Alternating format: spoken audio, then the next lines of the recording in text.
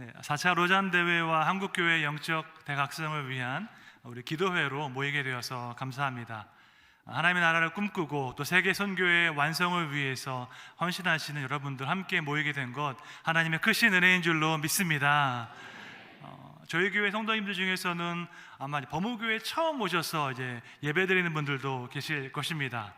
앞으로는 이런 기회가 좀 많이 생겨서 함께 자주 모이고 또 함께 선교를 위해서 지역사회 섬김을 위해서 동역하는 일들이 더 많기를 기대하고 있습니다. 아시는 분도 계시겠지만 저와 이지훈 목사님과 친한 사이입니다. 저희가 나이도 비슷하고요, 부임한 시기도 비슷합니다. 로잔 모임도 함께 섬기고 있고 복음과 도시라는 우리 팀 켈러 목사님의 국제 사역도 함께 섬기고 있습니다. 이찬수 목사님과 함께 준비하는 꿈 넘어 꿈 프로젝트라고요, 우리 대구 경북 지역의 미래 자립교회 섬기는 그런 프로젝트도 함께 섬기고 있습니다. 이준 목사님께서 참으로 진정한 마음으로 겸손한 마음으로 목회사역 감당하신 것 보면서 저도 큰 도전을 받고 은혜를 받고 있습니다. 가까운 지역에 있는 우리 두 교회가 함께 서로 예배하고 협력하고 하나님 나라를 위해서 헌신하는 것 주님께서 기뻐하시는 줄로 믿습니다. 앞으로 더욱더 많이 이런 기회가 있기를 바라고 하나님 나라를 위해서 더 큰 동역과 협력이 있기를 바랍니다. 대기총을 섬기시고 또 성시와 운동을 섬기시는 우리 이건호 목사님 또 이관영 목사님께서 함께해 주셔서 마음 깊이 감사드립니다. 우리 선배 목사님들께서 든든한 버팀목이 되어 주셨기 때문에 저희도 기쁜 마음으로 함께 동역하고 배우면서 섬길 수 있습니다. 우리 대구 지역 가운데 성령의 새 바람이 불어서 주님의 교회가 놀랍게 일어나고 회복되기를 주님의 이름으로 축원합니다. 오늘 우리는 4차 로잔 대회를 위한 기도회로 모였습니다. 로잔 대회는 무엇일까요? 아까 영상으로 보신 것처럼 로잔은 스위스에 있는 한 도시의 이름입니다. 지금으로부터 49년 전에 그 도시에서 아주 중요한 선교 대회가 열렸습니다.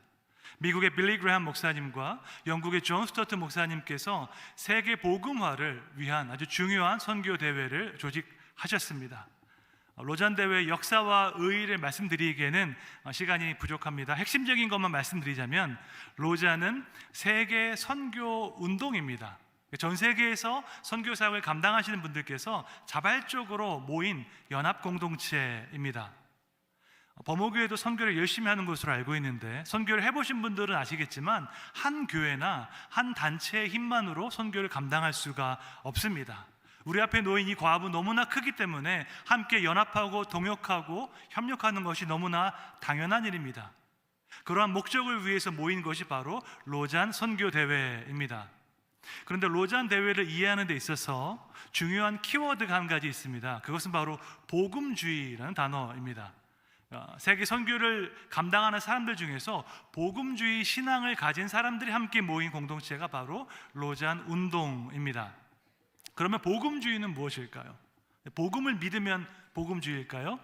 그렇지 않습니다. 복음주의란 복음을 믿는 것, 사람들을 가르치는 것이 아니라 특정한 신학을 가진 어떠한 그 그룹을 가리키고 있습니다. 복음주의가 무엇인지 설명하기 위해서 복음주의의 반대편에 무엇이 있는지 말씀을 드리면 이해하기 쉬울 것입니다. 복음주의의 반대편에 자유주의가 있습니다. 여기서 자유주의는 정치적 자유주의가 아니라 신학적 자유주의입니다. 자유주의 신학을 견지한 사람들이 있죠. 자유주의 신학을 대표하는 기관이 하나 있습니다. 바로 WCC입니다. 여러 가지 면에서 로잔 운동과 WCC는 대비되고 있습니다. WCC는 자유주의 신학을 대표하는 기관이고 로잔 운동은 복음주의 신앙을 대표하는 기관입니다. WCC는 전 세계 352개 교단의 연합체, 기구입니다. 그에 비해서 로잔은 세계 선교를 감당하는 복음주의 신앙을 가진 사람들이 모인 운동입니다. 여러분, 기구, 인스티튜션은요 어떤 조직을 강조하고 규칙과 절차를 강조하는 그런 조직체입니다. 반면에 운동, 무브먼트는 자발적으로 어떤 공통의 비전에 헌신하기 때문에 자발적으로 참여하는 사역의 형태가 운동입니다. 로잔은 기구가 아니고 조직도 아니고 운동입니다. 세계 복음화라는 이 비전에 동의한 사람 누구나 참여할 수 있는 것이 바로 로잔 운동입니다. 그런데도 특별히 복음주의 신학을 가지고 있는 사람들이 모인 것이 로잔입니다. 복음주의 신학은요, 다른 것이 아니라 성경을 정확무오한 하나님의 말씀으로 믿는 신앙입니다. 또한 복음주의 신앙은 예수님을 인격적으로 만난 그 회심의 경험을 강조한 신앙입니다. 그러면 복음주의는 언제 시작되었을까요? 근데 복음주의 운동을 시작한 사람이 두 사람이 있습니다. 바로 조나단 에드워즈와 존 웨슬리입니다. 이 두 사람은 비슷한 시기에 18세기 중반에 함께 활동했던 복음주의 부흥운동가들이었습니다. 에드워즈는 미국에서 활동을 했고 웨슬리는 영국에서 활동을 했습니다. 특별히 조나단 에드워즈가 이끌었던 부흥운동은 그 영향력이 너무나 크기 때문에 부흥이라고 부르지 않고 대각성, Great Awakening 운동이라고 불렀습니다.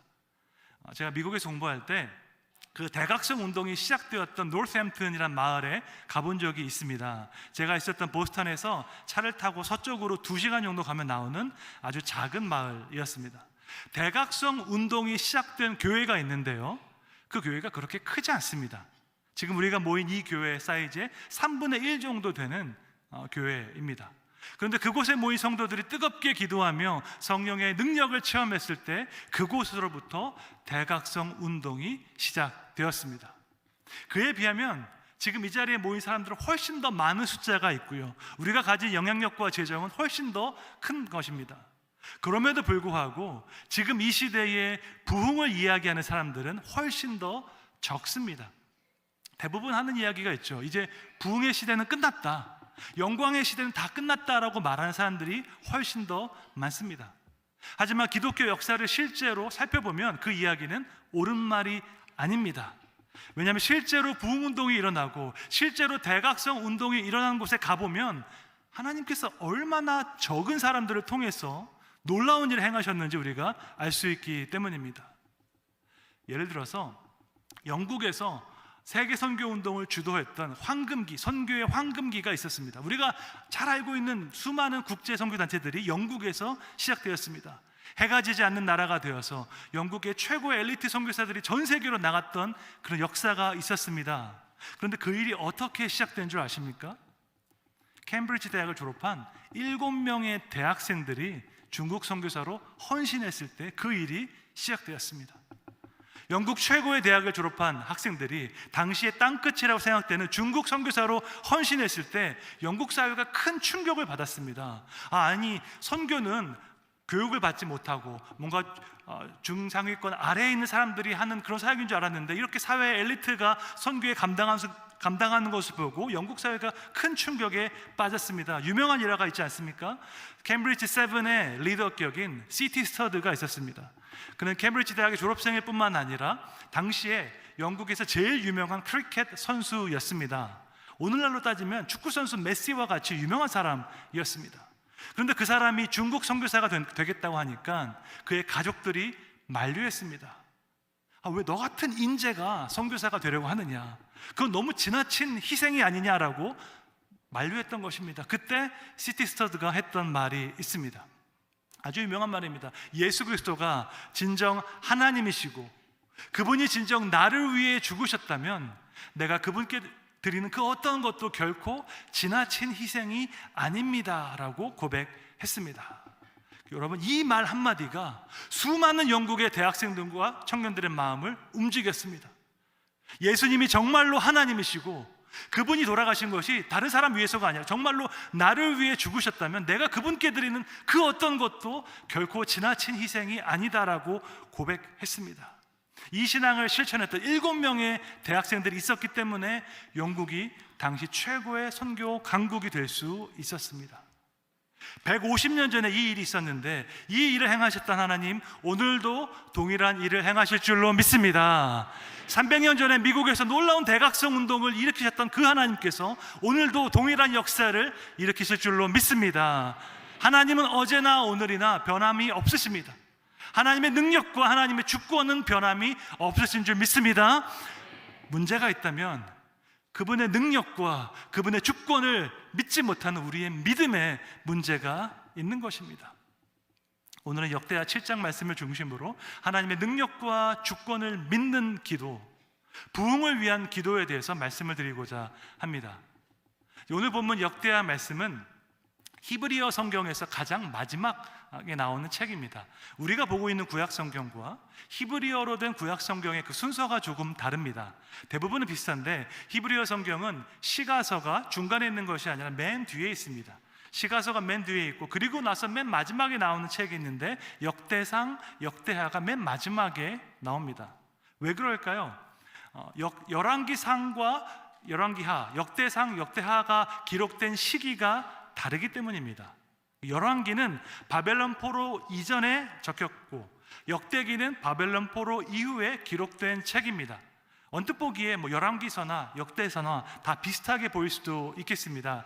모두 다 이스라엘 왕조의 역사를 다루고 있기 때문입니다. 하지만 그 강조점이 분명히 다릅니다. 역대기가 강조하고 있는 강조점이 두 가지가 있는데, 바로 하나님의 언약과 또 하나님의 성전입니다. 하나님께서 다윗에게 주셨던 그 다윗 언약을 강조하고 있고, 하나님께서 솔로몬을 통해 세우셨던 솔로몬의 성전을 강조하면서 역대기 말씀이 기록되어 있습니다. 여러분 한번 생각해 보십시오. 바벨론 포로 생활 70년을 하고 나서 우리가 이스라엘로 돌아왔다고 한번 생각해 보십시오. 에스라, 느헤미야의 주도로 예루살렘 성전이 회복되고 또 성벽이 완공되었습니다. 하지만 여전히 황폐하고 처참한 예루살렘의 모습을 보고 있으면 아마 우리 마음이 막막할 것입니다. 과연 그 예전에 영광스러운 날이 다시 회복될 것인가? 과연 하나님은 지금도 우리 이스라엘을 사랑하고 계신가? 여러 가지 의심이 들었을 것입니다. 어떤 면에서 지금 한국교회의 상황이 이와 비슷할 것입니다. 지금 한국교회를 바라보면서 과연 교회가 다시 회복될 수 있을까?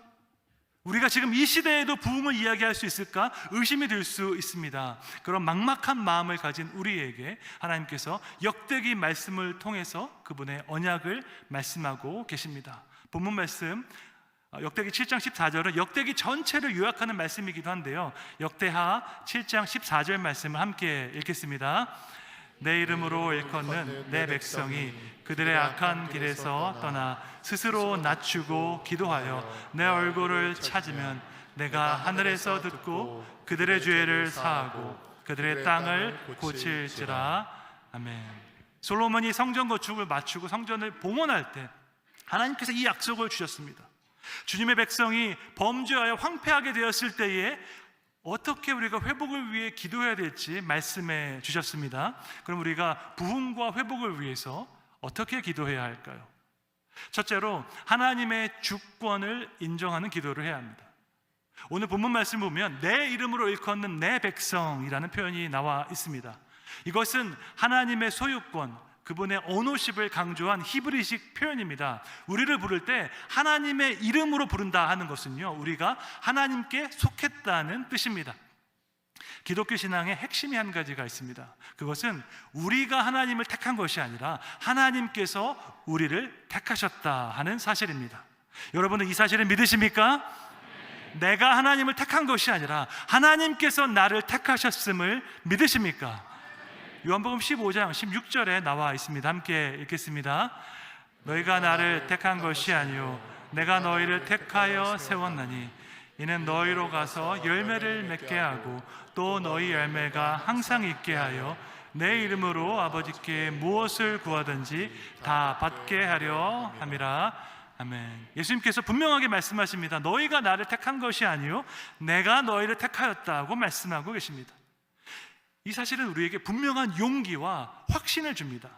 만약에 내가 하나님을 택한 것이라면 나의 선택에 따라서 결과가 달라질 수 있습니다. 내가 잘하면 결과가 좋겠지만 내가 잘못하면 결과가 나쁠 수도 있는 것입니다.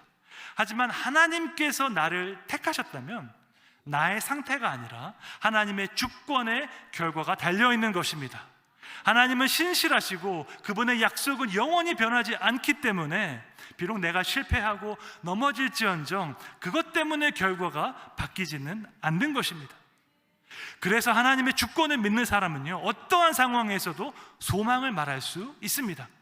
왜냐하면 궁극적인 소망은 나에게 있는 것이 아니라 하나님의 약속에 있기 때문입니다. 인간이 실패한다 해도, 우리가 넘어진다 해도 하나님의 약속은 변하지 않기 때문에 소망을 말할 수 있습니다. 하지만 하나님의 주권보다 인간의 노력을 믿는 사람은 눈에 보이는 상황에 따라서 그 마음이 달라질 수 있습니다. 상황이 좋으면 소망이 생기다가도 상황이 나빠지면 마음속에 있는 소망이 사라지고 절망과 낙심이 오는 것이지요. 저는 지금 인간의 노력이 중요하지 않다고 말씀드리는 것이 아닙니다. 궁극적인 소망이 인간에게 있는 것이 아니라 하나님께 있다는 것을 강조하고 있습니다. 지난 3년간 코로나 기간을 지나면서 우리에게 큰 도전을 우리가 경험했습니다.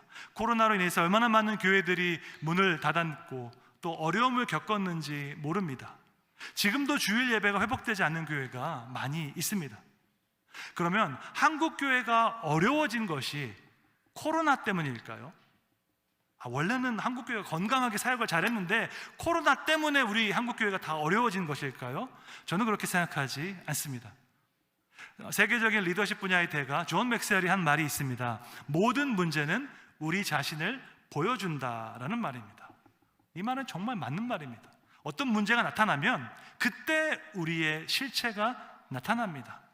평소에는 잘 모릅니다. 평소에는 평안한 날에는 우리 모두가 다 괜찮아 보입니다. 하지만 어떤 문제가 발생하면 그때 나의 실체가 있는 모습 그대로 나타나게 됩니다. 내가 정말로 중요하게 생각했던 것이 무엇인지, 내 인생이 과연 어떠한 기초 위에 쌓였는지 평소에는 모르다가 문제가 닥치면 그때 드러나게 되는 것입니다. 저는 코로나가 한국 교회를 망쳤다고 생각하지 않습니다. 코로나는 한국 교회의 현실을 보여주었습니다. 우리가 무엇을 위해 살아왔는지, 우리가 무엇을 위해 사역했는지, 우리 교회가 세운 기초가 무엇이었는지 있는 모습 그대로 보여줬습니다. 그 모습을 보고 있는 것은 마음이 아픈 일입니다. 과연 교회가 회복될 수 있을까? 과연 교회가 다시 부흥할 수 있을까? 우리 마음 가운데 의심이 들기도 합니다. 혹시 여러분 중에 그런 마음 드신 분이 계시다면 여러분은 절대 혼자가 아닙니다. 왜냐하면 기독교 역사를 살펴보면 수많은 사람들이 그와 같은 의심과 절망을 경험했기 때문입니다. 종교개혁 이전에 초기 개혁자들이 있었습니다. 존 위클리프, 얀 후스 같은 사람들이 있었는데 그들도 그러한 절망을 겪었습니다. 그들은 성경에 근거한 개혁운동을 벌였다는 죄목으로 화형을 당했습니다. 여러분, 요즘 세상이 아무리 타락했어도요, 우리가 성경을 근거로 개혁운동을 벌인다고 해서 교회를 핍박하지 않습니다. 정부가 우리를 핍박하지 않습니다. 교단에서 우리를 박해하지 않습니다. 우리에게는 성경의 근거에서 개혁운동을 펼칠 수 있는 자유가 있습니다. 그러면 최소한 우리는 위클리프나 후스보다는 훨씬 더 좋은 시대에 살아가고 있는 것입니다. 그들은 화형대에서 목숨을 잃는 그 순간까지도 하나님을 향한 믿음을 잃지 않았습니다. 하나님을 향한 소망을 잃지 않았습니다. 비록 나는 이렇게 죽지만 분명히 하나님께서 하나님의 때에 그분의 약속하신 일을 이루실 것이라는 믿음을 가지고 있었습니다. 그로부터 100여 년 지난 이후에 루터와 칼빈을 통해서 그 일이 이루어졌습니다. 여러분, 루터와 칼빈이 하늘에서 떨어지지 않았습니다. 그 이전까지는 다 나쁜 사람들이었는데 갑자기 하늘에서 루터와 칼빈이 나타나서 종교개혁을 이룬 것이 아닙니다. 그들이 가졌던 개혁신앙과 똑같은 신앙을 이미 100년 전부터 사람들이 가지고 있었습니다. 차이가 있다면 100년 전에 그 개혁운동은 실패했지만 하나님의 때에 루터와 칼빈을 통해서 그 종교개혁 운동이 성공하게 된 것입니다. 지금도 마찬가지입니다. 어쩌면 많은 교회는 위클리프나 후스처럼 느낄 수도 있겠습니다. 아무리 간절하게 기도해도 변화가 일어나지 않고 모든 것이 그대로인 것처럼 무기력하게 느낄 수도 있겠습니다. 하지만 그 모든 기도는 절대로 사라지지 않고 끝까지 남아있는 줄로 믿습니다. 당대의 부흥의 열매를 보지 못한다 하더라도 하나님께서 허락하신 때에 반드시 귀한 열매를 맺을 줄로 믿습니다. 루터와 칼빈이요, 자기들만 개혁자라고 주장하지 않았습니다. 그 이전에 이미 초기에 개혁자들이 있었다는 것 그들도 인정했습니다. 마찬가지입니다. 언젠가 하나님께서 다시 한번 한국교회의 부흥과 회복의 날을 허락하실 때에 부흥을 위해 기도했던 모든 그 기도가 기억될 줄로 믿습니다. 우리의 모든 기도와 헌신을 기억하시는 그 하나님께서 우리의 기도를 들으시기에 부흥을 위한 기도는 사라지지 않고 남아있는 줄로 믿습니다. 부활장이라고 불리는 고린도전서 15장의 결론이 이 사실을 명확하게 선포하고 있습니다. 고린도전서 15장 58절 함께 읽겠습니다. 그러므로 내 사랑하는 형제들아, 견실하며 흔들리지 말고 항상 주의 일에 더욱 힘쓰는 자들이 되라. 이는 너희 수고가 주 안에서 헛되지 않은 줄 알미라. 아멘. 역사를 주관하신 하나님께서 우리의 모든 수고를 기억하십니다. 그렇기 때문에 우리는 흔들리지 않을 수 있고 더욱더 주의 일에 힘쓸 수 있습니다. 눈에 보이는 상황이 아니라 하나님의 주권과 약속을 바라보면서 하나님께 영원한 소망을 두시기를 주님의 이름으로 축원합니다. 두 번째로 오늘 본문은 악한 길에서 떠나라고 말씀하고 있습니다. 악한 길에서 떠난다 하는 것은요, 다른 말로 회개를 의미합니다. 여러분, 회개가 무엇입니까? 일반적으로 회개는 내 잘못을 인정하고 후회하는 것이 회개라고 생각합니다. 내가 이런 잘못했다고 고백하면서 그 죄를 슬퍼하는 것이죠. 아마 사람들은 다양한 이유로 죄에 대해서 슬퍼할 것입니다. 내 잘못이 드러나는 것이 부끄럽고 수치스러워서 슬퍼할 수 있습니다. 내가 한 잘못 때문에 어떤 벌을 받게 될까 봐 그 결과로 인해서 슬퍼하고 부끄러울 수도 있습니다. 하지만 이런 종류의 슬픔은 진정한 회개라고 말하기 어려울 것입니다. 왜냐하면 여전히 자기중심적인 모습이기 때문입니다. 그 죄가 얼마나 악하고 하나님 앞에서 얼마나 더러운지 생각하기보다 내가 당할 부끄러움과 수치 때문에 슬퍼하는 것은 진정한 회개가 아닙니다. 진정한 회개는 죄를 슬퍼하고 아파하고 후회하는 감정을 넘어서야 합니다. 진정한 회개는 죄의 길에서 돌이켜서 하나님을 향해 나아가는 방향 전환이 있어야 합니다. 생각의 변화, 행동의 변화, 방향의 변화가 있어야지 그것이 바로 진정한 회개인 것입니다. 웨스트민스터 신앙고백에 따르면 회개를 이렇게 정의하고 있습니다. 회개는 죄에 대해 아파하며 증오하고 모든 죄로부터 돌이켜 하나님께 돌아오는 것이다 라고 고백하고 있습니다. 여기 보면 회개에 대한 두 가지 관점이 나옵니다. 첫 번째, 회개의 시작은 죄를 죄로 인식하는 것입니다. 죄를 아파하고 죄를 증오하는 것입니다. 그러기 위해서는 우리가 죄를 하나님의 관점에서 바라보아야 합니다. 인간적인 관점에서 볼 때 뭐 그럴 수도 있지, 다 그렇게 사는데 생각할 수 있지만, 하나님의 관점에서 그 죄를 바라본다면 이것이 얼마나 더럽고 악한지 깨닫게 됩니다. 그 결과 죄를 아파하고 죄를 증오하게 되는데 이것이 회개의 시작입니다. 회개의 완성은 그 악한 길에서 떠나는 것이 회개의 완성입니다. 모든 죄의 길로부터 돌이켜서 하나님께로 돌아오는 것이 진정한 회개입니다. 그래서 구약 성경에 보면 회개의 메시지가 선포될 때마다 주님께로 돌아오라, 여호와께로 돌아오라는 그 명령과 초청이 함께 선포되고 있습니다. 회개는 그러므로 어떤 감정이나 추상적인 개념이 아니라 아주 구체적인 동작입니다. 단지 죄를 후회하고 죄를 슬퍼하는 것이 아니라 악한 길에서 돌이켜서 주님께로 돌아오는 방향의 전환이 있어야지 진정한 회개입니다. 이것은 사실 주님을 위해서 하는 것이 아니고요, 내가 살기 위해서 하는 것입니다. 내 영혼이 살고 내 육체가 살기 위해서 죽음의 길에서 돌이켜서 생명의 길로 오는 것이 진정한 회개입니다. 이것은 마치 어떤 병에 걸린 사람이 과거의 안 좋은 습관을 버리는 것과 비슷할 것입니다. 예를 들어서 어떤 사람이 속이 안 좋아서 병원에 갔더니 진찰한 결과 간경화 진단을 받았습니다. 그러니까 간 수치가 아주 안 좋으니까 절대로 술을 마시면 안 된다고 의사께서 진단했습니다. 다시 술을 마시면 생명에 지장이 있을 수도 있다는 것입니다. 여러분이 이런 상황이라면 어떻게 하시겠습니까? 술을 계속 마시겠습니까? 마시지 않겠습니까? 당연히 마시지 않겠죠. 왜냐하면 술 계속 마시면 내 생명에 지장이 있다고 하니까, 위험하다고 하니까 의사의 말을 따를 것입니다. 그러면 이 행동은 누구를 위한 것입니까? 하나님을 위한 것입니까? 가족을 위한 것입니까? 아니면 나 자신을 위한 것입니까? 나 자신을 위한 것입니다. 내가 살기 위해서 그렇게 행동하는 것입니다. 그런데 옆에서 친구가 한마디 하는 거죠. 야, 술 한잔 한다고 어떻게 되겠냐? 딱 한 잔만 해! 라고 말하는 친구가 있다고 생각해 보겠습니다. 여러분, 이렇게 말하는 사람은 친구가 아닙니다. 이런 사람하고 가까이 하면 안 되죠. 내 일이 아니라고 함부로 말하는 사람 있잖아요. 편하게 말하는 사람은 친구가 아닙니다. 진짜 친구는 나의 유익을 위해 주고 나의 건강을 생각해 주는 사람이 진짜 친구입니다. 나의 아픔을 함께 아파해 주고 함께 회복하도록 기도해 주는 사람이 진짜 친구입니다. 마찬가지입니다. 회개는 사망의 길에서 돌이켜서 생명의 길로 돌아오는 것입니다. 그 길로 계속 가면 내가 죽기 때문에 살기 위해서 돌아오는 것입니다. 간경화 환자가 계속 술을 마시면 죽는 것처럼 타락한 인간이 계속 죄를 짓게 되면 죽게 됩니다. 영적으로도 죽고요, 관계적으로도 죽고 육체적으로도 죽게 됩니다.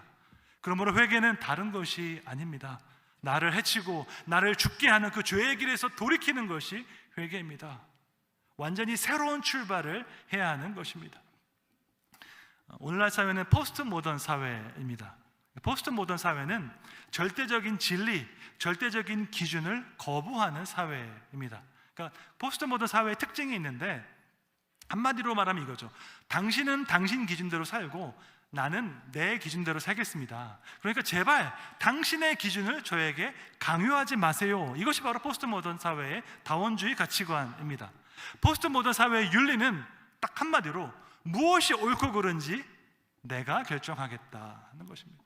이 생각이 끝까지 가면요, 무엇이 남성이고 여성인지 내가 결정하겠다까지 갈 수 있습니다. 근데 이 말처럼 사실은 무지하고 어리석은 말이 없습니다. 이 사회가 얼마나 복잡하고 인생이 얼마나 어려운지 조금만 알아도 감히 이런 말 하지 않을 것입니다. 이에 대한 아무런 인식이 없기 때문에 무엇이 옳고 그른지 내가 정하겠다고 어리석은 말을 하고 있습니다. 하지만 우리는 그렇게 지혜롭지 않습니다. 우리는 그렇게 도덕적이지도 않고 영적이지도 않습니다. 옳고 그름을 결정하는 것은 아주 위험한 생각이고 아주 무지한 생각입니다. 우리에게는 절대적인 기준과 절대적인 규범이 필요합니다. 내 느낌, 내 감정이 아니라 영원히 변하지 않는 옳은 길, 옳은 기준이 필요한 줄로 믿습니다. 하나님의 말씀인 성경이 영원한 진리와 기준인 줄로 믿습니다. 그러므로 한국교회가 살고 한국 사회가 살기 위해서는 하나님께로 돌아와야 하는 것입니다. 예레미야 25장 5절에 그 사실이 나와 있습니다. 함께 우리 읽겠습니다.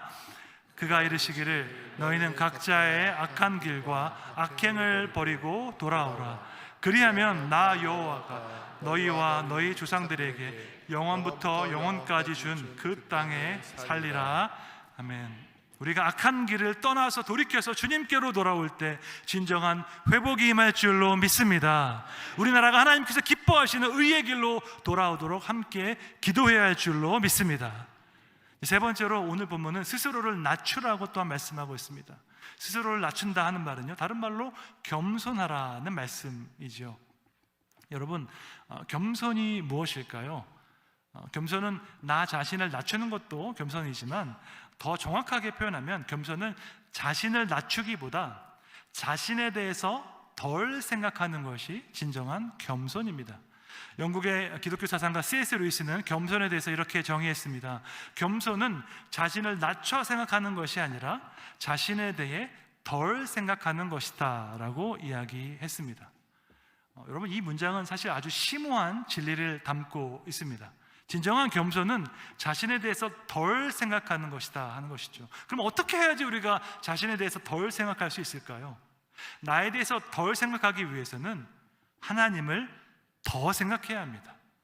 우리의 생각은 진공 상태에 있을 수 없기 때문에 나에 대해서 덜 생각하기 위해서는 하나님께서 행하신 일, 하나님의 역사를 기억하고 감사해야 합니다. 하나님의 역사를 기억할 때 우리는 그분께 감사하게 되고요, 하나님께 감사할 때 우리 마음과 생각 속에는 하나님으로 가득 차기 때문입니다. 그러므로 진짜 겸손한 사람은 나를 중심으로 생각하지 않고 하나님을 중심으로 생각하는 사람입니다. 하나님을 중심으로 생각한다면 하나님께 감사한 것뿐이지요. 내 인생에 이렇게 어려운 일들이 많았지만 하나님께서 여기까지 인도하신 것에 감사하게 되면요, 그분을 찬양하게 되고 내 머릿속에는 오로지 하나님밖에 남아있지 않게 됩니다. 역대상 16장 8절 9절에 그 내용이 나와 있습니다. 함께 읽겠습니다. 너희는 여호와께 감사하며 그의 이름을 불러 아뢰며 그가 행하신 일을 만민 중에 알릴지어다. 그에게 노래하며 그를 찬양하고 그의 모든 기사를 전할지어다. 아멘. 이 말씀은요, 다윗이 왕이 된 이후에 언약궤가 예루살렘으로 다시 돌아올 때 불렀던 찬양이자 고백이었습니다. 다윗 인생에서 가장 기쁘고 가장 영광스러운 날이었습니다. 모든 원수를 다 물리쳤습니다. 이스라엘 전체의 왕이 되었고 빼앗겼던 그 언약궤가 다시 예루살렘으로 돌아오고 있었습니다. 이렇게 기쁜 날 다윗은 하나님께 집중했습니다. 하나님께 감사하며 하나님의 이름만 높였습니다. 하나님의 행하신 일을 선포하며 그를 찬양하라고 이야기했습니다. 다윗의 고백에서 나라는 단어는 하나도 나와 있지 않습니다. 오직 여호와 하나님만 나와 있습니다. 자기 인생에서 가장 기쁘고 가장 영광스러운 날 다윗은 나를 생각한 것이 아니라 하나님을 기억하고 하나님만 높였습니다. 이것이 진정한 겸손입니다. 하나님만 높이고 하나님만 찬양하는 것이 진정한 겸손입니다. 하나님을 찬양할 때 우리의 집중이 나 자신으로부터 하나님께로 이동하기 때문입니다. 그러면 나에 대해서 생각하지 않게 되고 오로지 하나님에 대해서만 생각하게 되는 것입니다. 이지훈 목사님과 대화하면서 우리가 함께 우리 원로 목사님들에 대해서 이야기할 때가 있습니다. 범호교회와 동신교회의 공통점이 한 가지 있죠. 정말로 훌륭하신 원로 목사님께서 계시다 하는 점입니다. 한국교회를 대표하는 원로 목사님, 이 목사님들의 후임이 되는 것은 사실은 아주 부담스러운 일입니다. 저희가 아무리 잘해봤자 그나마 본전도 찾지 못하기 때문이죠. 하지만 이렇게 훌륭하신 목사님의 후임이 되는 것은 큰 특권이기도 합니다. 이준 목사님과 제가 직접 원로 목사님들께 보고 배운 것이 너무나도 소중하기 때문입니다. 그 중에서 가장 귀한 것이 한 가지 있는데 하나님 앞에서 겸손한 모습으로 섬기시는 모습입니다. 장영일 목사님, 권성수 목사님에게 공통점이 있는데 정말로 하나님의 영광을 위해서 헌신된 겸손한 분들이십니다. 자신을 드러내지 않습니다. 오직 하나님의 영광을 위해서 살아오셨습니다. 이런 분들이 실제로 존재하는 것을 저희 눈으로 보고 배우는 것 너무나 큰 특권입니다. 하나님을 경외하는 분들에게는 한 가지 특징이 있습니다. 그분들의 언어 생활에서 나오는 것인데 모든 문장의 주어가 하나님입니다. 교회가 잘 되고 교회가 평안하고 부흥할 때 이렇게 말씀하시죠. 하나님께서 함께 하셨습니다. 하나님께서 하신 일입니다. 어떤 위기를 만나고 환난을 만날 때도 이렇게 말씀하시죠. 하나님께서 도와주실 것입니다. 모든 문장의 주어가 나가 아니라 하나님인 것입니다. 원로 목사님의 그 언어 생활을 통해서도 우리는 겸손이 무엇인지 배울 수 있게 되는 것입니다. 겸손은 단지 자신을 낮추는 것이 아닙니다. 자신에 대해서 덜 생각하는 것입니다. 자신에 대해서 덜 생각하기 위해서는 하나님을 더 생각해야 합니다. 하나님을 더 생각하기 위해서는 하나님께서 행하신 그 일을 기억하고 높여야 할 줄로 믿습니다. 여러분의 삶 가운데 하나님께서 행하신 그 일을 기억하고 인정함으로 하나님께 감사의 찬양을 올려드리시기를 주님의 이름으로 축원합니다. 마지막으로 오늘 본문은 하나님의 얼굴을 구하는 기도를 하라고 또한 선포하고 있습니다. 본문 말씀 다시 한번 읽어보겠습니다. 역대하 7장 14절 말씀 함께 읽겠습니다. 내 이름으로 일컫는 내 백성이 그들의 악한 길에서 떠나 스스로 낮추고 기도하여 내 얼굴을 찾으면 내가 하늘에서 듣고 그들의 죄를 사하고 그들의 땅을 고칠지라. 아멘. 악한 길에서 떠나서 회개하고 스스로를 낮추고 겸손한 마음으로 기도하라고 말씀하고 있습니다. 그러면서 말씀하기를 하나님의 얼굴을 찾는 기도를 하라고 말씀하고 있습니다. 그러면 하나님의 얼굴을 구하는 기도란 과연 어떠한 기도일까요? 여러분, 하나님은 영이시기 때문에 하나님께는 사실 얼굴이 없습니다. 그런데도 불구하고 성경에 보면 하나님의 얼굴을 구하는 그런 기도가 많이 나와 있습니다. 대표적으로 시편 31편 16절에 보면 주의 얼굴을 주의 종에게 비추시고 주의 사랑하심으로 나를 구원하소서라고 말씀하고 있습니다. 하나님은 얼굴이 없으신데 주님의 얼굴을 나에게 비춰달라고 고백하고 있습니다. 이것을 이제 신학적으로 신인 동형론이라고 합니다. 영어로 하면 anthropomorphism이라고 하는데요. 헬라어로 anthropos가 사람이고 morphe가 형태입니다. 하나님께서 어떠한 분이신지 그분의 속성을 설명하기 위해서 인간의 형태를 빌려서 표현한 것입니다. 실제로 하나님께는 얼굴이 없지만 그분과 아주 가까운 관계, 아주 친밀한 관계를 표현하기 위해서 하나님의 얼굴을 비추신다라는 표현을 하고 있습니다. 마치 우리가 얼굴과 얼굴을 맞대는 것처럼 하나님의 가깝고 실제적인 그 임재를 경험하는 것입니다. 하나님의 얼굴을 구하는 기도가 왜 중요한지 시편 24편에 아주 잘 나와 있습니다. 시편 24편 3절부터 6절까지의 말씀을 함께 읽겠습니다. 여호와의 산에 오를 자 누구며 그의 거룩한 곳에 설 자가 누구인가? 곧 손이 깨끗하며 마음이 청결하며 뜻을 허탄한 데 두지 아니하며 거짓 맹세하지 아니하는 자로다.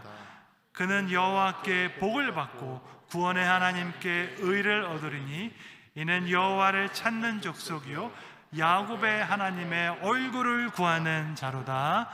아멘. 여호와의 산에 올라갈 자가 누구이고 하나님을 만날 자가 누구입니까? 손이 깨끗하고 마음이 청결하고 뜻을 허탄한 데 두지 않는 사람입니다. 무엇보다도 야곱의 하나님의 얼굴을 구하는 자입니다. 이 시편 24편 말씀은 지금 이 시대에 너무나도 중요한 말씀입니다. 하나님의 얼굴을 구하지 않는 시대, 손이 깨끗하지 않고 마음이 청결하지 않는 이 시대에 너무나도 중요한 말씀입니다. 제가 대학생 때 읽었던 책에서 아주 인상 깊었던 구절이 하나 있습니다. 하나님께 특별하게 사용받고 싶다면 마음이 청결한 사람이 되어야 한다는 구절이었습니다.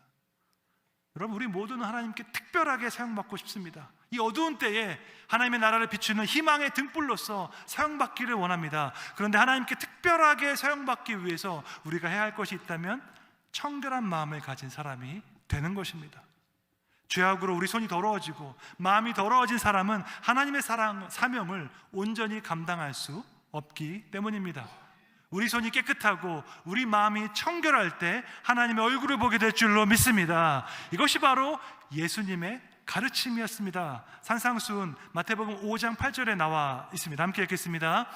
마음이 청결한 자는 복이 있나니 그들이 하나님을 볼 것이미요. 아멘. 여러분, 놀랍지 않습니까? 시편 24편에 있는 그 말씀이 예수님의 말씀과 동일하게 일치합니다. 시편 기자는 마음이 청결한 자가 여호와의 산에 올라가서 하나님의 얼굴을 볼 것이라고 말씀했습니다. 예수님 말씀에 마음이 청결한 자가 복이 있나니 저가 하나님을 볼 것이라고 약속하고 계십니다. 그러므로 하나님의 얼굴을 구하는 기도는 예수님의 말씀과 일치하는 기도입니다. 하나님의 얼굴을 구하는 것은 다름 아니라 우리의 마음을 청결하게 하는 것입니다. 4차 로잔 대회를 준비하면서 제가 전국에서 수많은 목사님들을 만나고 수많은 선교 리더들을 만나고 있습니다. 전국 각지에서 다양한 교단과 다양한 교회에서 많은 분들을 만나고 있습니다. 어떤 분들은 흔쾌히 로잔 대회를 위해서 함께 동참해 주신 분도 계시고 또 어떤 분들은 어떤 자리를 요구하는 분도 계셨습니다. 그런데 로잔 대회의 특징이 하나 있습니다. 로잔은 기구가 아니라 운동이기 때문에 어떤 자리가 없습니다. 어떤 자리도 없고요, 보수도 없고요, 어떠한 대가도 없습니다. 세계 선교를 위해서 순수하게 자발적으로 동참한 사람들의 모임이 로잔이기 때문입니다. 로잔은 주인도 없습니다. 심지어 헤드쿼터도 없습니다. 제가 국제 로잔 이사로 섬기고 있는데 국제 로잔 본부도 각자 자기 사무실에서 근무하는 것입니다. 로잔은 세계 선교를 위한 글로벌 플랫폼입니다. 여러분, 플랫폼 뭔지 아시죠? 아마존, 페이스북, 유튜브 같은 플랫폼 말입니다. 세계 선교를 위해서 헌신된 사람들이 함께 동참하는 공간입니다. 이 자리에 계신 분들도 얼마든지 함께 동참할 수 있습니다. 누구나 동참하되 하나님의 얼굴을 구하는 마음으로, 청결한 마음으로 동참해야 할 줄로 믿습니다. 나를 드러내고 우리 교회 이름 드러내고 우리 교단 이름 드러내는 그런 마음으로 동참하면 안 됩니다. 하나님께서 주도하시는 참된 부흥은 어느 개인이나 어느 교회가 드러나는 것이 아니라 오직 하나님의 은혜만이 드러나야 할 줄로 믿습니다. 인간의 노력이 실패한 그 순간에도 여전히 약속을 지키시는 하나님의 신실하심만이 드러나야 할 줄로 믿습니다. 여러분, 부흥을 위한 기도에는 능력이 있습니다. 왜냐하면 기도는 현실을 넘어서 보게 할 수 있는 능력이 있기 때문입니다. 그래서 기도하는 사람만이 긍정적인 마음을 가질 수 있게 되고요, 미래에 대한 소망을 말할 수 있게 됩니다. 아직 상황은 변하지 않았습니다. 이안 후스나 아니면 존 위클리프 같이 이 상황은 똑같이 보이지만 기도하는 사람은 이 상황이 어떻게 변할 수 있는지 그 소망을 말할 수 있게 됩니다. 그런데 이것은 아주 중요한 것이죠. 현실의 무게에 매몰되어 있는 사람은요, 미래에 대한 소망을 포기하기 때문입니다. 우리가 소망을 포기한다면 어떠한 긍정적인 변화도 기대할 수 없게 됩니다. 인간과 동물 사이에는 큰 차이가 있습니다. 하나님께서 인간에게만 주신 능력이 아주 많은데 그 중에 하나가 미래에 대한 꿈을 꿀 수 있는 능력입니다. 여러분, 동물은 꿈을 꿀 수 없습니다. 동물은 그저 본능을 따라 살아가는데 동물의 본능은 매우 현재적입니다. 배고프면 먹어야 하고요, 졸리면 자야 합니다. 하지만 인간만이 미래에 대한 꿈을 꿀 수 있습니다. 아직 일어나지 않은 일에 대해서 말할 수 있는 능력이 있습니다. 그 소망을 가지고 오늘의 현실을 이겨낼 수 있습니다. 우리에게 꿈을 주시는 분 하나님이신 줄로 믿습니다. 그러므로 우리가 정말로 구해야 하는 것은 사실은 꿈도 아니고 비전도 아닙니다. 우리가 정말로 기도하고 구해야 하는 것은 바로 하나님인 줄로 믿습니다. 예레미야 29장 13절에 나와 있습니다. 함께 읽겠습니다. 너희가 온 마음으로 나를 구하면 나를 찾을 것이요 나를 만나리라. 아멘. 우리가 여러 가지를 위해서 기도할 수 있겠지만 가장 중요한 기도, 가장 성숙한 기도는 하나님을 구하는 기도입니다. 우리가 온 마음으로 하나님을 구하면 하나님께서 우리를 만나 주시겠다고 약속하셨습니다. 우리 이 시간 4차 로잔 대회를 위해서, 또 한국교회의 부흥과 회복을 위해서 기도하실 때 예레미야 말씀을 붙잡고 기도하시기를 바랍니다. 너희가 온 마음으로 나를 구하면 나를 찾을 것이요 나를 만나리라. 주님께서 약속하셨습니다. 역사를 주관하신 하나님께서 우리의 모든 기도를 들으실 줄로 믿습니다. 부흥을 위한 기도를 들으시고 주님의 때에 주님의 방법으로 응답하실 줄로 믿습니다. 눈에 보이는 상황이 아니라 하나님의 주권과 하나님의 약속을 바라보면서 간절한 마음으로 부흥을 위해 기도하시기를 주님의 이름으로 축원합니다.